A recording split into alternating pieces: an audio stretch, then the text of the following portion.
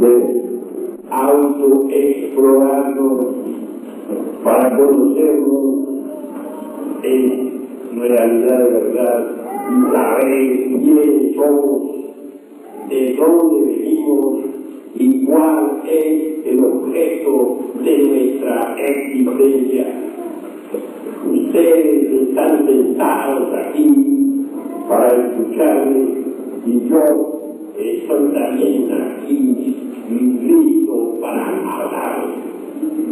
Entre ustedes y yo debe existir una verdadera comunión de almas, si es que de verdad queremos comprendernos.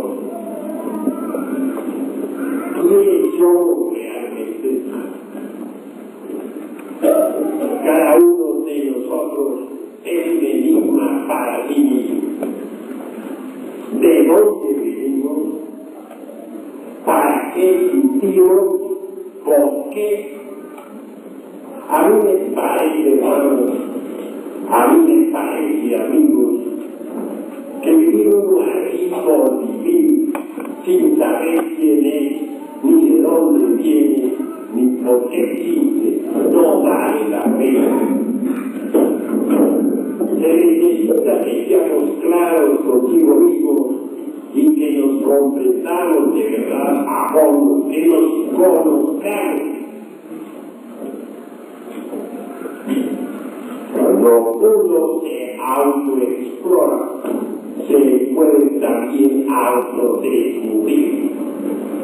La gnosis enseña que el cuerpo físico no es todo. Un cuerpo está formado por órganos, los órganos con células y estas por átomos. Si fraccionamos cualquier átomo, obtendremos energía. En última síntesis, el cuerpo físico se resume en determinados tipos y subtipos de energía. Los rusos hace poco descubrieron el cuerpo vital. Le dieron el nombre de cuerpo bioplástico. Tienen lentes poderosísimos para ver tal cuerpo. Es obvio que los inmortales, a dicho vehículo físico etérico, le denominan universalidad. En todo caso, la mecánica fisiológica, el organismo en general, no podría funcionar si no tuviera un acento vital. Los científicos han estudiado la mecánica de la célula viva, pero nada saben en verdad sobre el cuerpo vital. Don Alfonso Herrera, el sabio mexicano, gloria pues de nuestra patria, logró fabricar una célula artificial, pero esa célula nunca tuvo vida. Los científicos podrían fabricarse la semilla de cualquier vegetal, pero sería una semilla muerta, no germinaría.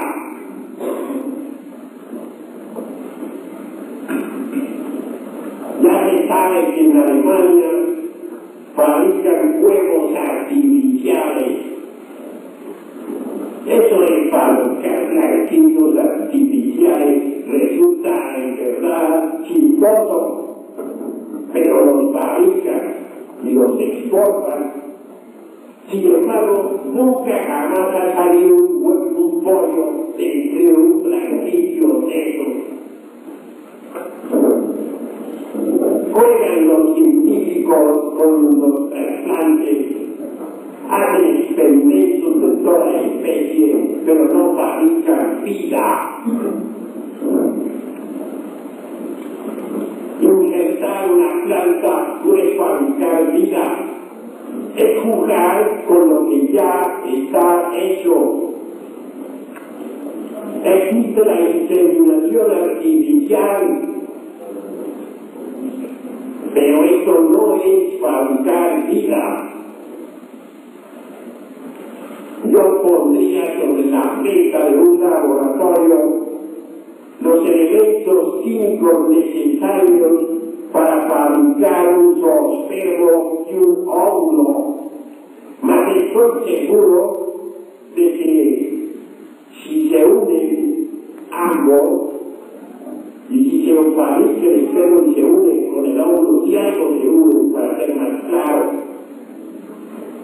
tampoco saldrá de ahí una criatura.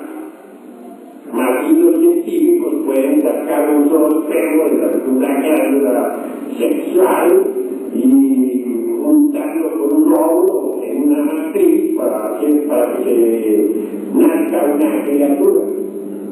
Pero eso es jugar con la mecánica de los fenómenos. Eso no es jugar con la vida. Interesante sería que ellos fabricaran un par de camellos y luego, uniéndolos, de ahí saliera una criatura humana. Hasta ahora no lo han logrado, ni lo lograrán jamás. De manera que las teorías materialistas en boga no tienen sacramento de ninguna especie, son huecas, artificiosas, absurdas. En la misma Rusia soviética, el materialismo dialéctico ya pasó de moda.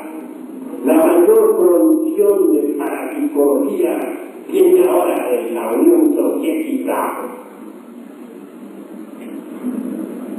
Rusia está entrando en una época de experimento psíquico. Afortunadamente, con esos poderosos lentes que tienen ahora, pueden ver el cuerpo vital, saben que el cuerpo físico no es todo, saben que el cuerpo físico no puede existir sin un cuerpo vital. Pero no nos detengamos nosotros aquí únicamente, vamos más a fondo. Incuestionablemente todos pensamos y sentimos, deseamos, amamos, etc. No hay duda de que tenemos un yo y que sabemos que lo tenemos. Cuando golpeamos en una puerta y nos preguntan quién es, nosotros respondemos yo. Ese yo de la psicología es digno de autoexploración, de autoconocimiento. Incuestionablemente estamos llenos de múltiples defectos: ira, codicia, lujuria, orgullo, envidia, pereza, gula, etcétera, etcétera, etcétera. Todos estos defectos nos hacen entender que el yo no existe en forma meramente individual. Nos hacen comprender que no tenemos un yo autónomo. El yo es un montón de yoes. Es decir, tenemos un yo pluralizado. Quiero decir, de otro modo, que el cuerpo físico está manejado por múltiples yoes. Yo amo, yo odio, yo envidio, yo quiero, yo no quiero, etcétera, etcétera, etcétera. Dentro de cada persona viven muchas personas y eso está demostrado. Nadie permanece el mismo siquiera media hora. El yo que jura amor eterno a una mujer es más tarde desplazado por otro yo que nada tiene que ver con tal juramento. Entonces el sujeto se retira y la pobre mujer queda decepcionada. El yo que jura amor eterno por una causa, mañana es desplazado por otro yo y la persona se retira. Esto nos invita a comprender que dentro de toda persona hay muchas personas. Cada una de ellas mismas tiene su propia mente, su propia voluntad, sus propios sentimientos. Entonces nuestra persona física no es más que una marioneta, un muñeco, un robot controlado por muchas personas que llevamos dentro. Tales personas interiores luchan por la supremacía, se combaten entre sí, se odian mutuamente.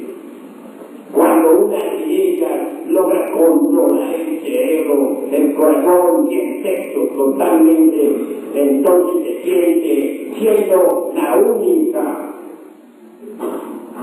No tenemos pues sentido de responsabilidad moral. Somos unas máquinas controladas por mucha gente. Muchas veces allá arriba en el cosmos infinito, un planeta choca contra otro, y eso es una catástrofe. Las ondas que llegan a la Tierra nos quieren, y como máquinas nos lanzamos a los campos de batalla, enarbolando banderas, lemas, etcétera, etcétera, etcétera. Millones de máquinas se lanzan contra millones de máquinas. Esa es la guerra. Lo más grave es que nosotros queremos tener una individualidad verdadera y no la tenemos. Somos máquinas.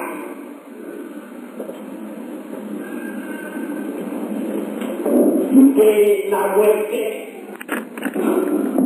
Es ahí el enigma.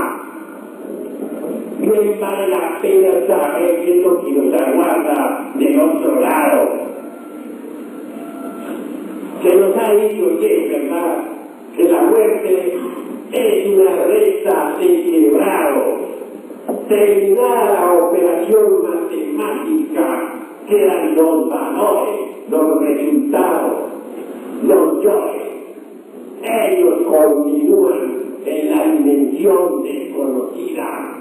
Se los traga la eternidad.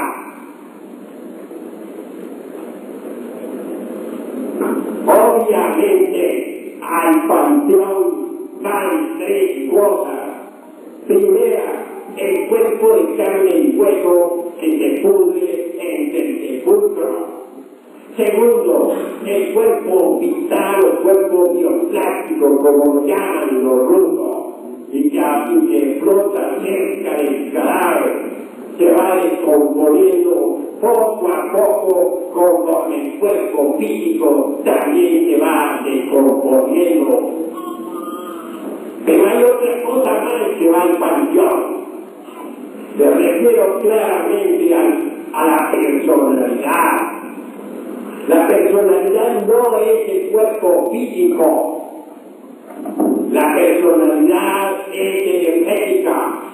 No se puede ver con los ojos físicos, pero existe. Cuando uno viene al mundo, no trae personalidad. Esta se forma con el ejemplo de los padres, con lo que uno ve en la escuela, con las experiencias de la vida, etcétera, etcétera, etcétera. En realidad, de verdad, la personalidad se forma durante los primeros 7 años de la infancia y se rompe con el tiempo y con las experiencias. A la hora de la muerte, la personalidad humana también va al sepulcro. Entra y sale dentro del mismo. Es perceptible para los clarividentes. Cualquier persona que tenga un poquito de extra percepción podrá ver a la expersonalidad. Se disuelve lentamente en el panteón. Me viene a la memoria en este caso, ahora de hablar aquí con ustedes, un caso, un momento insólito. Por ahí en un aire en una pachanga allá en el Distrito Federal. Algunos jóvenes estuvieron danzando muy alegres con cierta dama muy coqueta. Bailaron con ella hasta las 3 de la mañana. A esa hora la dama manifestó que quería irse a su casa. Ellos muy galantes se ofrecieron para conducirla en su carro. Mas ella dijo que tenía frío, que cómo haría para ir a la calle con tan frío. Uno de ellos le ofreció su chamarra. La dama se lo colocó en su cuerpo y al carro. Ayudaron exactamente hasta su casa. Allí la dejaron. Cuando olvidó el dueño de la chamarra a pedírsela, y solo se iba a acordar de la misma ya en la mañana. Entonces, junto con sus amigos, fue a golpear en la casa de la dama. Una anciana salió de allí. El joven dijo: está la señorita Juliana de Tal, vengo en busca de mi chamarra, se me olvidó pedírsela. La señora, una anciana muy notable, le respondió: pues tendrá usted, jovencito, que ir a buscar esa chamarra por allá al panteón, porque la hija mía murió ya hace tanto tiempo. Imposible, señora, eso no lo puedo creer yo. Usted me está vacilando. No, señor, yo no me estoy vacilando. Si me quiere creer, crea. Y si no, pues que no crea. Allá usted. Lo cierto fue que aquel joven confundido, junto con sus amigos, resolvió ir al panteón. Y ciertamente halló la sepultura de la dama.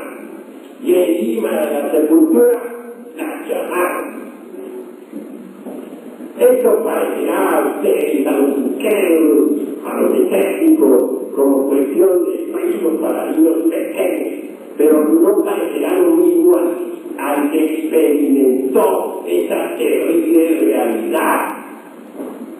Porque una cosa es conceptual sobre algo en lo que no se cree y otra cosa es experimentarlo en el propio pellejo. Lo que sucedió, sucedió. Ahora bien, ¿qué fue lo que se hizo visible, intangible para estos jóvenes? ¿Qué fue lo que lanzó por ellos allá en medio de la pachanga? Pues realmente la personalidad. Esta suele a veces hacerse visible y tangible, aunque ustedes no lo crean. Es verdad. Ahora bien, no todo va al panteón. Hay algo que no va para el panteón. Eso que no va al panteón son los valores. Los valores. Tanto los positivos como los negativos. Los yoes buenos y los yoes malos. Ya les expliqué a ustedes que dentro de toda persona hay muchas personas, es decir, muchos yoes. Porque una cosa es el yo envidio y otra el yo no envidio. Una cosa es el yo amo y otra el yo no amo. Una cosa es el yo odio y otra cosa es el yo no odio. Todos estos yoes no van al panteón. También hay algunos yoes buenos que no van al panteón. Conclusión: lo que continúa más allá del sepulcro es un montón de yoes. Estos se sumergen entre la eternidad. Estos se atraen y repelen de acuerdo con las leyes de la emancipación universal. Si ustedes quieren comprobarlo, pues es fácil. aprendan a salir del cuerpo físico a voluntad. Nosotros tenemos métodos para investigar qué es lo que se llama el más allá. Uno de los métodos se llama desdoblamiento. Es fácil desdoblarse uno a voluntad. Basta con acostarse uno con la cabeza hacia el norte, convertirse en el espía de su propio sueño, relajar el cuerpo físico, y cuando ya se encuentre ese estado de transición que existe entre vigilia y sueño, entonces identificarse con lo espiritual, sentirse siendo espíritu, sentirse siendo alma, suavemente en estado de adormecimiento, levantarse de su cama. Eso que he dicho, levantarse, debe traducirse en forma de hecho. No se trata de pensar que se va a levantar. Tradúzcase en forma de hecho, levantarse. Y si ustedes se levantan y luego pueden mirar a su cama, verán que entre la misma el cuerpo físico ha quedado dormido. Esto es algo parecido a lo que haría el dueño de un automóvil que después de llegar a donde debe llegar, sale de su carro y lo mira desde afuera. No asustarse, no es decir, no espantarse, no tener miedo, es fundamental. Luego, posteriormente, salir del cuarto, cosa, no.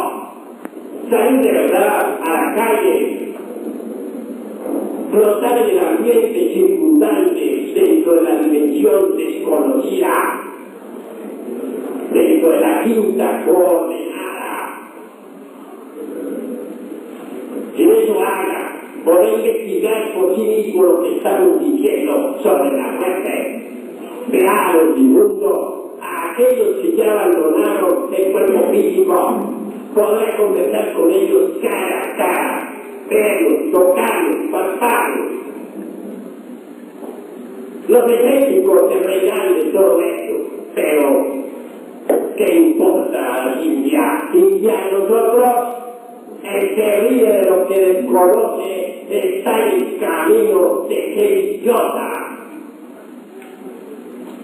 Así pues, los invito a experimentar para que puedan ver, tocar y palpar lo que hay del otro lado, de eso que se llama el más allá.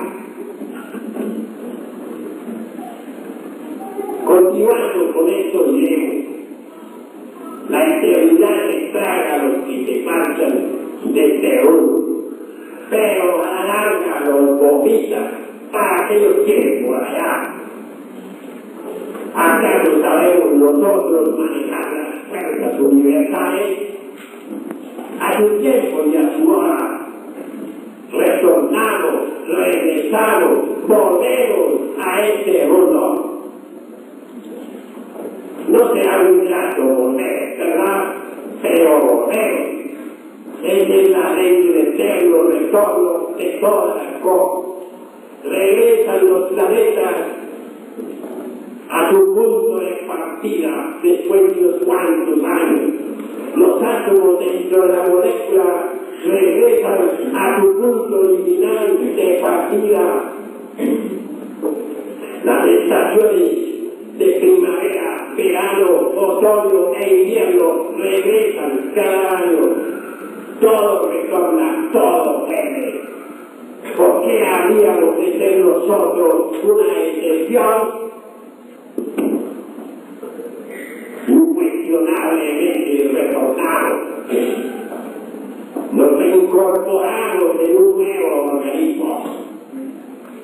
Sucede que a la hora de la muerte se escapa de nuestra psiquis un diseño electromagnético, tal diseño de la expersonalidad, viene a darle a lograr forma a cristalizar en el huevo fecundado. Y así es como reconstruimos con el tiempo nuestro propio cuerpo. Es decir, verdadero, volvemos a tener un nuevo cuerpo de carne y hueso. No estoy hablando de la de reencarnación, es más elevado. Estoy hablando de la ley del eterno retorno. De comedia, drama, tragedia, que haría completamente imposible. Desgraciadamente, nosotros jamás nos preocupamos por disolver tales yoes. Venimos aquí a este mundo muchas veces a repetir lo mismo, y siempre en forma más y más decadente. Desde el amanecer de la vida, nosotros no hemos evolucionado. Al contrario, cada día estamos peores. Si estudiamos el Génesis, en principio encontramos belleza, el paraíso terrenal, etc. Y luego vemos cómo la humanidad ha venido involucionando, degenerando, más y más y más. Si disolviéramos a esos actores que cargamos dentro, al yo de la ira, al de la codicia, al de la lujuria, al de la envidia, al del orgullo, al de la pereza, al de la gula, etc., la repetición de tales comedias, dramas y tragedias se haría imposible. Entonces nuestra vida se convertiría en una obra maestra. Desgraciadamente nosotros vivimos como máquinas, somos víctimas de las circunstancias. No hemos aprendido a determinar circunstancias, antes bien somos víctimas de ellas. Somos como leños arrojados en el furioso mar de la existencia. Vamos de aquí para allá sin saber de dónde venimos ni para dónde vamos. Esa es la cruda realidad de la vida. Trabajamos, luchamos, buscamos el dinero para comer, para vivir, para sostener la familia, etc. Y al fin morimos infelizmente sin saber realmente para qué hemos vivido ni por qué hemos vivido. Ha llegado el momento en que nosotros nos volvamos más serios, porque hasta ahora no hemos aprendido a ser serios. Somos el producto del ambiente. Repetimos lo que otros dicen, hacemos lo que otros hacen, verdaderas máquinas sin ton ni son, leños arrojados entre el furioso mar de la existencia. Tenemos nosotros métodos en nuestra escuela por medio de los cuales ustedes podrán ver, oír, tocar y palpar esto que estamos diciéndoles. Los invitamos de verdad a venir a nuestros estudios. Si ustedes ingresan a nuestros estudios, no les pesará, porque se conocerán a sí mismos y podrán transformarse radicalmente. Un hombre es lo que es su vida. Si un hombre no cambia su vida, está perdiendo el tiempo miserablemente. Uno no puede cambiar su vida si no trabaja sobre su propia vida. Solamente es posible cambiar cuando disolvemos todos esos yoes que llevamos dentro, todas esas otras personas que viven dentro de nuestra persona. Si así procedemos, veremos cómo se terminará la ley de recurrencia para nosotros. Lo más digno, lo más decente que tenemos en el fondo de nosotros mismos es la esencia, la conciencia. Desgraciadamente esta se halla embotellada entre todos esos yoes, entre todas esas otras personas que dentro de nuestra persona misma vive. Cuando nosotros quebrantemos esos yoes, entonces la conciencia quedará liberada. Una conciencia liberada puede ver, oír, tocar y palpar las grandes realidades que están más allá de la muerte. Una conciencia liberada puede desatar las tempestades, provocar los huracanes, caminar sobre el fuego sin quemarse, etc. Una conciencia liberada es una conciencia iluminada, es la conciencia de un superhombre, es la conciencia de un Dios poderoso, con poderes terribles sobre la vida y sobre la muerte.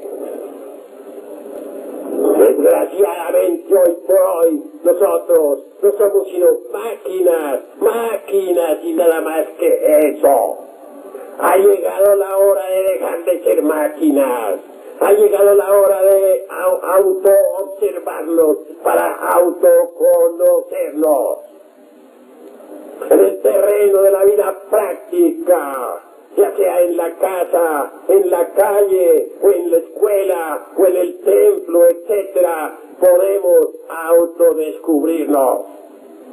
Si uno se encuentra en el estado de alerta percepción, alerta novedad, verá que en medio de las circunstancias diversas de la vida, los defectos que llevamos escondidos afloran espontáneamente.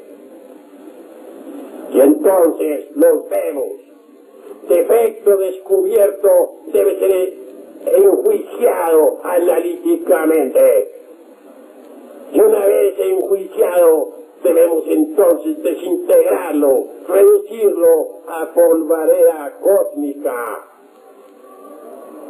Incuestionablemente, la mente no puede alterar fundamentalmente ningún defecto.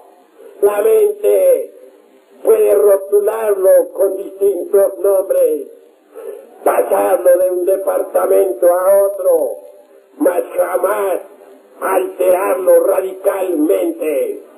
Necesitamos de un poder que sea superior a la mente. Afortunadamente, este poder existe en el fondo de cada uno de nosotros. Quiero referirme en forma enfática al poder de Kundalini. Palabra extraña para muchos que jamás han leído nada sobre esoterismo o yoga o algo por el estilo. En todo caso, Kundalini entre los hindustanes es el fuego sagrado. Dentro de cada uno de nosotros hay un fuego sagrado que puede entrar en actividad. Tal fuego en los tiempos antiguos fue representado por Isis, María, Adonía, Insoberta, Rea, Cibeles, Tonantzin, etc. Ese fuego es maternal, es la divina madre cósmica en nosotros, es Dios Madre en el fondo más íntimo de nuestro corazón. Si apelamos a ese fuego divinal, si apelamos a ese Kundalini de los hindustanes, entonces podemos pedirle elimine el defecto que ya hemos enjuiciado y observado previamente. Kundalini, la madre cósmica, simbolizada por la Virgen de todas las religiones antiguas, procederá eliminando de nuestra psiquis el tal defecto, destruyendo el yo que lo personifica, reduciéndolo a ceniza, a polvareda cósmica. Cuando eso sea, el porcentaje de conciencia y embotellado, enfrascado, se liberará, se emancipará. Y si continuamos experimento psicológico trascendental, revolucionario, podremos en verdad desintegrar a todas esas múltiples personas que llevamos en nuestro interior. Cuando eso se cumpla, cuando toda la totalidad del yo haya sido reducida a cenizas, convertida en polvareda cósmica, la esencia, la conciencia quedará libertada. Y será entonces cuando gozaremos de la verdadera y auténtica felicidad. Será entonces cuando en verdad conoceremos la libertad. Será entonces cuando en verdad estaremos iluminados. Será entonces cuando podremos experimentar por sí mismos y en forma directa eso que es la verdad. Muchas teorías se han escrito sobre la verdad. Algunos dicen que la verdad es aquella, o es otra, o es otra. Mas la verdad solamente la puede experimentar aquel que ha muerto en sí mismo, aquí y ahora. La verdad solamente es accesible a aquel que ha logrado en verdad despertar. Hoy por hoy, todos ustedes, sin excepción, tienen la conciencia dormida. Esta se encuentra enfrascada, embutida entre el mí mismo, entre el sí mismo, entre el ego. Aquellos que rinden adoración al ego son ególatras. Hay muchas escuelas que enfatizan en forma definitiva que dentro de cada uno de nosotros mismos existe un yo superior y un yo inferior. Hay quienes suponen que el yo superior debe controlar al inferior hasta triunfar y que entonces nos convertiremos en Mahalmas, en dioses. Quienes así proceden desconocen que inferior y superior son dos secciones de una misma cosa. El ego tiene un principio, el ego tiene un fin. Lo importante para nosotros no es el ego, el yo, sino el ser. El ser es el ser, y la razón de ser del ser es el mismo ser. Nuestro ser es divinal, nuestro ser es Dios mismo. Nuestro ser no tiene principio ni tiene fin. En nuestro ser está la plenitud, está la perfección, está el sentido de la bienaventuranza. Nuestro ser puede darnos esa felicidad inagotable. Nuestro ser puede darnos esa dicha inconfundible que nada tiene que ver con los malos placeres de la vida. Nuestro ser puede conducirnos a esa fuente de aguas puras de vida. Quien bebiere de esa agua nunca jamás podrá tener sed, y ríos de agua brotarán de sus vientres. Por eso dijo el Cristo que Él es la luz, que Él es la vida.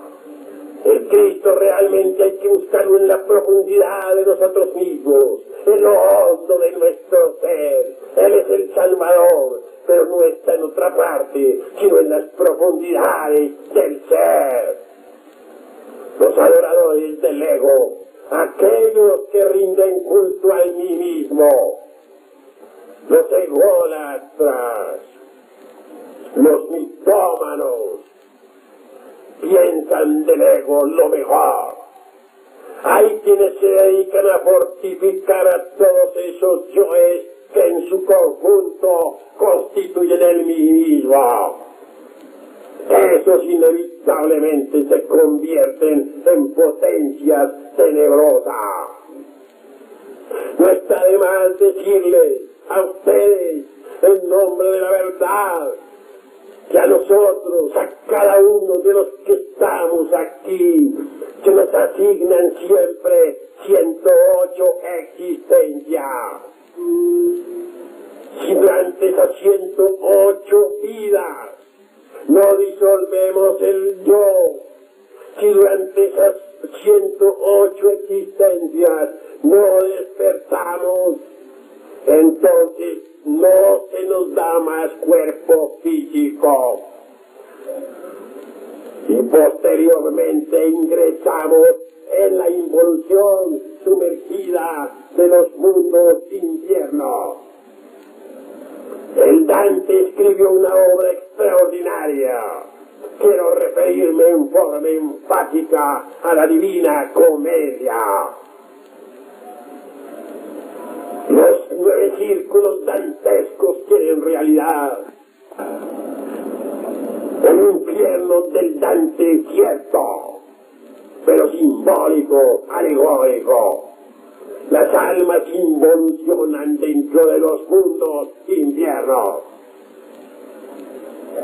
Si en vida no fuimos capaces de reducir a polvo al ego, al yo, al mí mismo, al sí mismo, después de la muerte, en la 108 existencia, ingresamos dentro de las entrañas de la tierra, en las infradimensiones de la naturaleza y del cosmos. Allí dentro del mundo soterrado hemos de sufrir lo indecible. Allí tendremos que involucionar en el tiempo hasta que las fuerzas centrífugas desintegren el mí mismo, reduzcan a polvo al ego. Entre los nahuas, sabios cual ninguno, se habló del Mictlán. Se dijo que había 9 círculos. Se aseguró que los difuntos pasarían por entre esos 9 círculos y que allí serían probados para más tarde ingresar en los paraísos elementales de la naturaleza. El México antiguo tiene la sabiduría de la eternidad. Aquí, en la tierra sagrada de los náhuatl, de los toltecas, de los mayas, de los zapotecas, existen verdades trascendentales que deben ser estudiadas, analizadas, conocidas, comprendidas. Quien logre pasar por los 9 círculos dantescos, después de la muerte segunda, se emancipa el alma, la esencia pura resurge a la superficie, a la luz del sol, para reiniciar un nuevo proceso evolutivo que ha de comenzar por el mineral, continuar en el vegetal, proseguir en el animal, hasta reconquistar el estado de humano que otrora se perdiera. Entonces se le asignan al alma un nuevo ciclo de existencias, 108 vidas más para que se autorrealice. Y si no lo logra, se repite el mismo proceso. Por todo hay 3000 ciclos.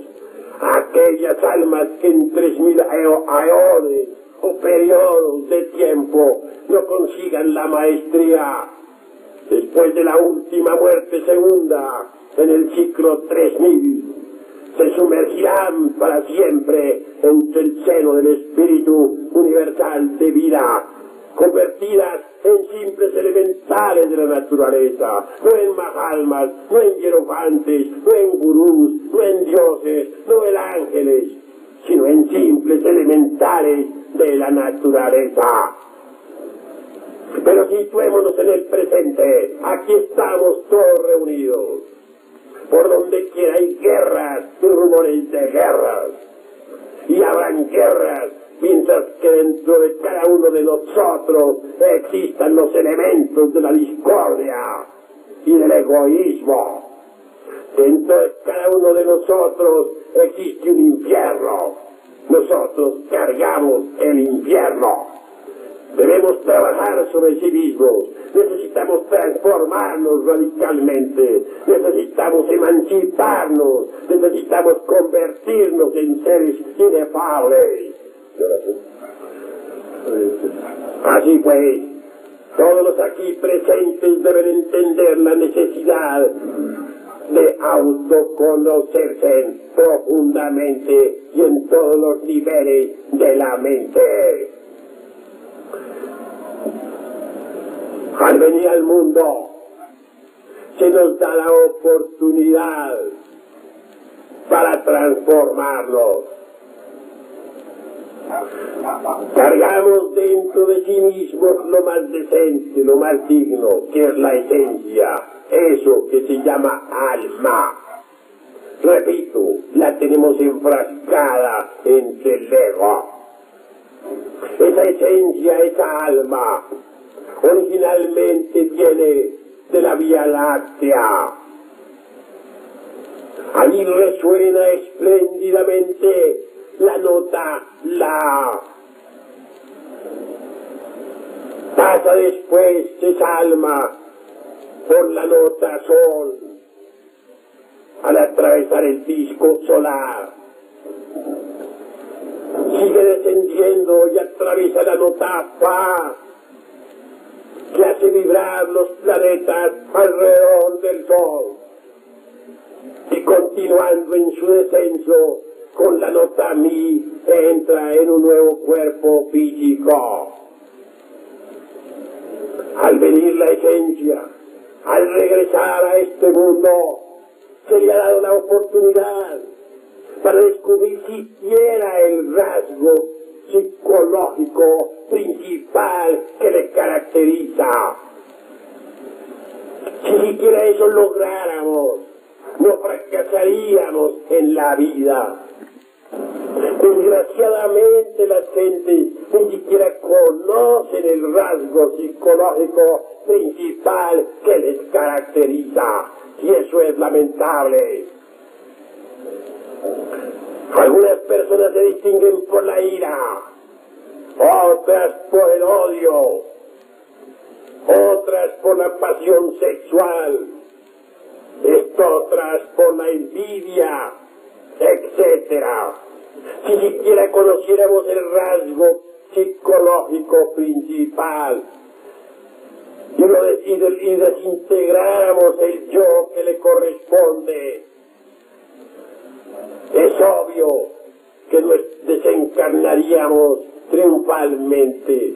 Habríamos dado un paso en el camino de la emancipación. Desgraciadamente, nosotros no nos preocupamos ni siquiera por conocer cuál es nuestro rasgo psicológico principal. Cuando uno descubre cuál es su defecto más gordo, se hace fácil en verdad desintegrar nosotros.